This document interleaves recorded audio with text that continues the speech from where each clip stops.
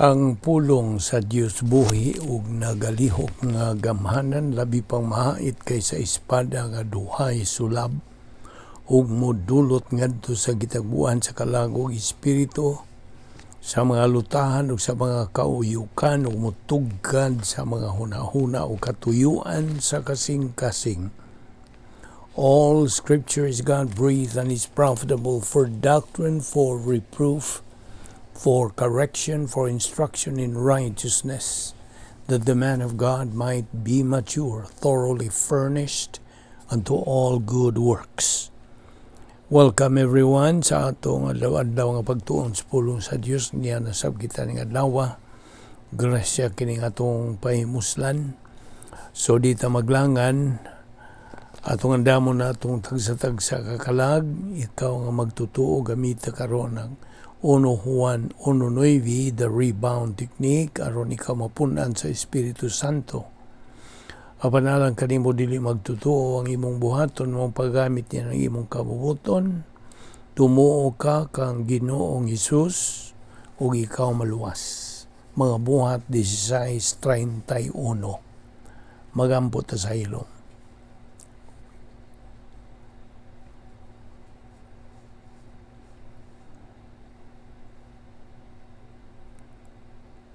Ama na mong langit no, nagapasalamat kami kanimo nining lain na sa mga adlaw nga imong gipadangat sa among kinabuhi. Timailhan nga ang imong plano sa among tagsa-tagsa ka kinabuhi nagapadayon pa sa paglihok ug busa. Nagaampo kami nga imo kaming lamdagan ug dugang sa imong kamatuoran. Ug pasabta kami pinagis pagtudlo kanamo sa balang Espiritu Santo nga mola mga bugtong magtutudlo sa kamatuoran. Uban ni kami karon og unta kini mahimong dugang panalangin sa among kinabuhi. Kining tanan among ipasalamatan sa ngalan ni Ginoong Hesukristo. Amen.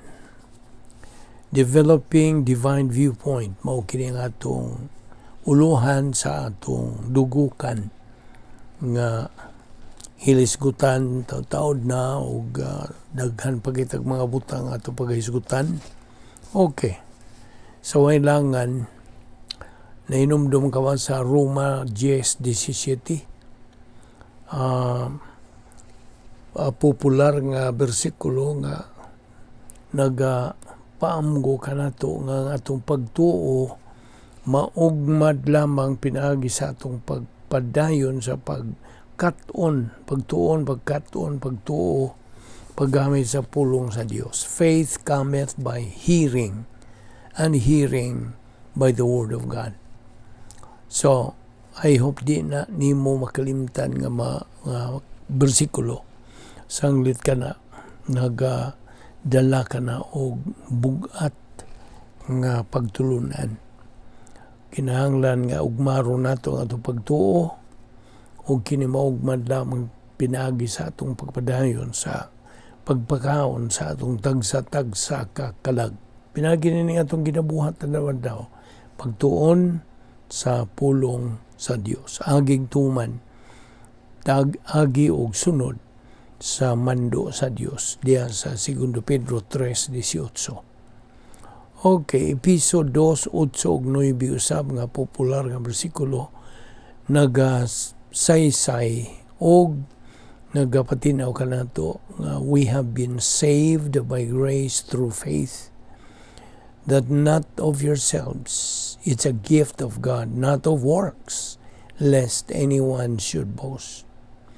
Titus 3:5, not by works of righteousness which we have done, but according to His mercy He saved us by the washing of regeneration and by the renewing of the Holy Spirit. Now, inumdumi katong tulo ka matang sa kamatayon sa usa ka magtutuo nga out of fellowship. Naigawa siya sa pakigumitay sa Dios. Nganong naigawa siya? Kumikan sa iyang pagbuhat ng mga sala. Okay? Uwa siya mo rebound. Uwa siya mo sugid sa mga sala. Nagalunang siya sa mga kasalanan. So, Mao kini ang tulo ka matang sa kamatayon sa usa ka magtutuo nga out of fellowship, karnal siya, o kini temporal. Temporal kaya nga naman, napaman siya higayon nga gihatagan man siya higayon sa Dios sa pagsugid sa mga sala, pagbalik ngadto sa dapit nga may gahom sa Dios nga mao otherwise called the protocol plan of God. Ikaduha nga matang sa kamatayon, cosmic death. Okay? Ug ang ikatulo, fragmented death. Now, usa ka butang nga kinahanglan ato usab nga isilsil sa atong limpatakan nga punto sa doktrina na kanayon. The more Bible doctrine you learn, the more you think of God. Tinuod. Unsa man mo pagunahon na bahin sa Dios kun wa kay pulong sa Dios. You see? So the more nga nakakatuon kag mga pulong sa Dios, the more usap nga ikaw makahuna-huna. Mao ni ang developing viewpoint, divine viewpoint. Now, kita ko mga magtutuo, gimanduan to think the thinking of God. 1 Corinthians 2:16, we have the mind of Christ. Now, aron atong kanang pakita ang atong gugma ngadto sa Dios, unsa may atong angay buhaton to show our love to God, we have to set the right priority. Unsa man gyud ang tukmang pasiuna sa atong kinabuhi ingon nga mga magtutuo, ang Diyos ug ang iyang pulong. In fact, these are the two immutables in the entire universe. Two immutables, di na mausab. God and His Word, di na mausab. Unsa gisulti sa pulong sa Dios nga heaven and earth will pass away, but my word will never pass away. Pulong ka na sa Dios. So, gikinahanglan ng atong paghimo nga pasiuna, set the right priority, which is God and His Word. Okay. Adto tas Colosas 3, versikulo 3. For we are dead. Now, kining dead din positional truth. Okay? Ang tinuod nga kahimtang sa magtutuo. So for we are dead, and your life is hid with Christ in God. Now, kining tanan, ini mga butanga, are made possible only by the grace of God, nga nagalakip sa atong pagkabanhaw na niya, because God will raise us up believers. You see? Inumdumi, being in union with Christ, mao kini ang positional truth. Mao kini ang kinibang atong pagkahiusa, pagkadugtong na kang Ginoong Kristo. Mao kini ang sinugdanan sa kinabuhis magtutuo human siya maluwas. Ang Diyos Espiritu Santo mi timbre na kanato ng mga magtutuo for eternal security. You see? Aron gyud makanang ligon, garantisado, di na namatangtang nga kaluwasan, we have to be in union with Christ. Mao lagi ka na ang positional truth.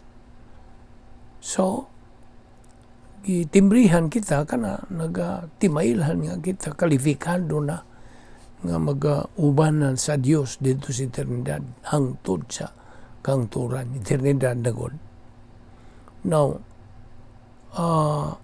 ang kinabuhing dayon, giisip ngadto sa magtutuo once and for all.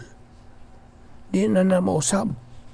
Kasara ka na may tabo ang eternal life nga hatag, giisip ngadto sa magtutuo.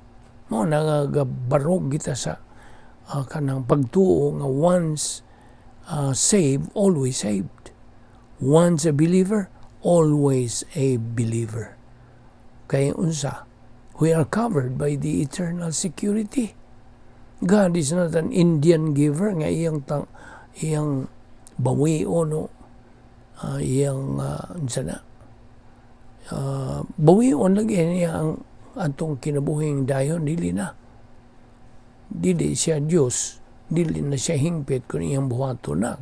He is violating his own character. Kasabot ka? So mao na nga barog ta.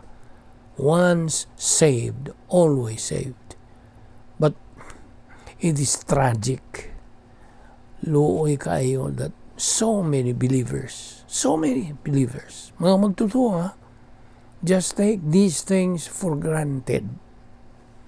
Na usa ka hinungdan nga ila lang gi baliwagin, it just take this for granted, di neglect and take these things for granted is because sayo pang ilang mga pasiuna sa kinabuhi. Thus, ang ilang pagtuo, wa maugmad. Wala. Ga paling-paling lang. Gaop-aop lang ang ilang pagtuo. Eh, ang ilang mga pasiuna lagi, sayop naman. Diba ni itong Roma 10:17. Faith cometh by hearing, and hearing by the word of God. Diya sa 1 John 5:11-12, nagkanayon kining mga bersikulo. Eternal life is in the Son of God. So, he that hath the Son of God hath life. Kanang life diya, eternal life. He that hath not the Son hath not life. Na. Ephesians 1:4. God has chosen, elected in Him before the foundation of the world, that we should be holy and without blame before Him in love. Now, matagutlo, every moment of every day, kitang mga magtutuo ka ba o dili magtutuo, we face the big V. Big V, itong itawag din yung volition. Now, naatay kagawasan because of that volition. We have the freedom of choice. Kasi makapili ta. Bisang gading kaluwasan, mapili nimo. Imo bang dawaton o imo bang isalikway. Tungod niya ng volition. But with that freedom, paminaw, with that freedom, uban niya ng maong kagawasan, this volition goes responsibility. See, magkuyog na sila kanunay. They go in tandem.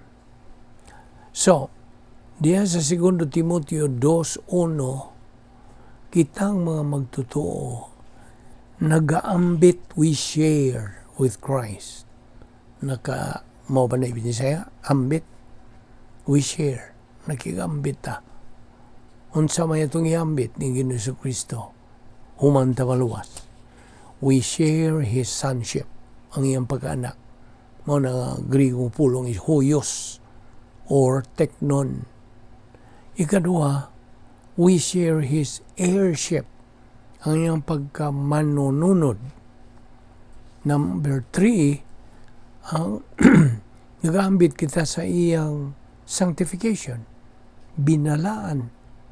Nagambit kita sa iyang pagkapari. Christ priesthood. Nanas Hebrano 10 ngadto sa 13. O nagambit kita sa harianong panimalay sa Dios. Royal family of God. The kingdom of our Lord Jesus Christ. Matud pa sa 2 Pedro 1:11. Now, sa diha nga usa ka magtutuo, may sukamon siyang espiritualong paghinabuhi, umikan siya pagpakasala, nahimo siyang karnal, di ba? Niya sa Filipos 3:18, unsa may kanang paghulagway sa pulong sa Dios ni ining maong magtutuo nga nagapadayon sa paglunang sa pagpakasala. Kung tuwa siya magapuyo dito sa dapit nga may gahom ni Satanas. Cosmic dinospheres. Gitawag kini siya gawas nga reversionista. Gitawag ni siya enemy of the cross, kaaway sa cross. Unsa pa? Gitawag gyapon siya enemy of God. Reversionist gud siya. Gawas pa, he is called hater of God. Unya, unsa pa? He is called double-minded. Now, naman na sa James 4:8. So, di man na double-minded, nagaliyok-liyok, dalirang mailad. You see? Mao na gisgutan din So, we believers must always be aware. We should beware na dili ta mabiktima nining walo ka mga ang-ang sa reversionista. 8 stages of reversionism. Unsa man to? Agig review, reaction destruction, frantic search for happiness, operation boomerang, emotional revolt of the soul, locked in negative volition, blackout of the soul, scar tissue of the soul, and reverse process reversionism. Mao to'y 8 stages of reversionism that we have to beware. Dili tama biktima ni. Okay. Kaya di apay dugang nga description sa magtutuong reversionista. Primero Juan 3:8 nagkanayon og amigo ni siya o higala siya sa yawa. He is a friend of the devil. Unsa pa? Labihan daganan nila kung imo gyuding tunan. Mao nga description ni mong reversionista nga magtutuo. You are under God's discipline. So miserably mong kinabuhi, confused, unsa pa, disorganized, nagliyok-liyok lang na imong utok, dali ka rin mailad, unsa pa na. So, grabe ang description sa pulo sa Diyos. Okay, diwan itong 2 Corinto 5:7 ha. We live by faith, not by sight. Now, 2 Timoteo 2:11, if we be dead with Him, we shall also live with Him. Now, Romans 6:8, we will also live with Him. Ana.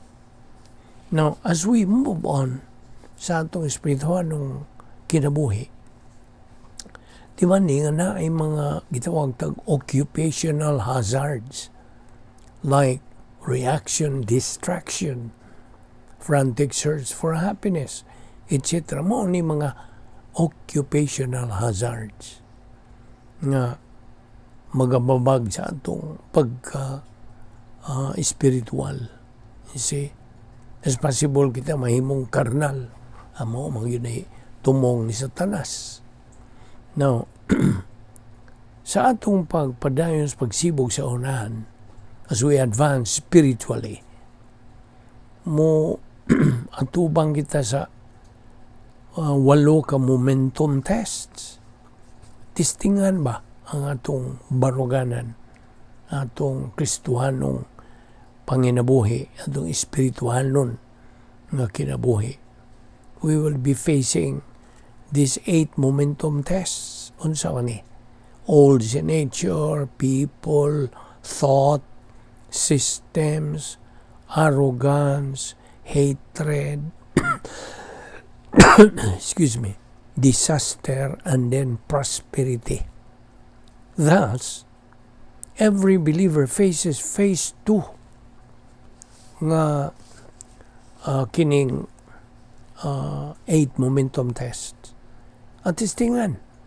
But sa diha nga ikaw lampos nini, you pass through all this, wow. Tuwa na nagahuwat na ito mga panalangin sa Diyos. So, we can be victorious. We live with flying colors, and we are really living that life pleasing to God. We are believers in time. Okay?